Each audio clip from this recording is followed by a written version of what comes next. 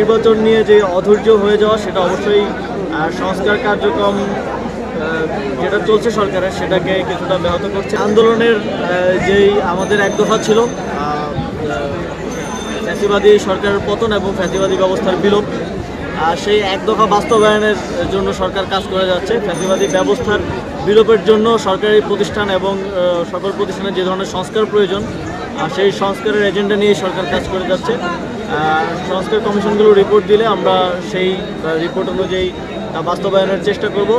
তবে নির্বাচন নিয়ে যে অধৈর্য হয়ে যাওয়া সেটা অবশ্যই সংস্কার কার্যক্রম যেটা চলছে সরকারের সেটাকে কিছুটা ব্যাহত করছে এবং সেখানে এক ধরনের বাধার সৃষ্টি করছে। আমরা আহ্বান জানাবো যে রাজনৈতিক দলগুলোই সংস্কার কার্যক্রমে তাদের মতামত দিয়ে তাদের প্রতিটি সংস্কার কমিশনে তাদের প্রস্তাবনা দিয়ে সংস্কার কার্যক্রমে সহযোগিতা করুক এবং তাদের সাথে আলোচনার ভিত্তিতেই সংস্কার কার্যক্রম সম্পন্ন করা হবে। সুতরাং এখানে কাউকে আসলে বাদ দেওয়া হচ্ছে না, সবাইকে সাথে নিয়ে এই সংস্কারটা করা হচ্ছে।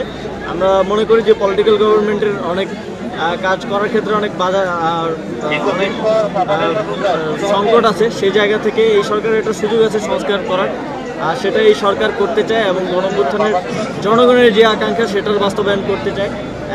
রাজনৈতিক দলগুলোর বাইরেও তো জনগণের অনেক বড় একটা অংশই অভ্যুত্থানে এসেছিল, তো তাদের সেই আকাঙ্ক্ষা বাস্তবায়নই সরকারের প্রায়োরিটি। তবে সরকারের দিক থেকে আমরা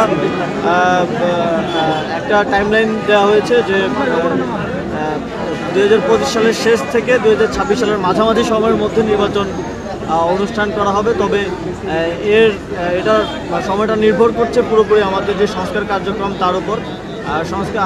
আপনারা জানেন যে সংস্কার কমিশনগুলোর প্রায় 3 মাসের মতো হয়ে গেছে এবং কমিশনগুলো খুব দ্রুতই তাদের যে রিপোর্ট সেটা প্রকাশ করবে এবং সেই রিপোর্টগুলো নিয়ে পলিটিক্যাল পার্টিগুলোর সাথে এবং আরও স্টেক হোল্ডারদের সাথে কনসালটেশনের মাধ্যমে আমরা সংস্কার কার্যক্রমে দিকে সরকার যাবে এবং সংস্কার কার্যক্রম বাস্তবায়নের পরেই আমরা একটা ইলেকশনের দিকে যাব। ইলেকশন কমিশনের কাজ করছি।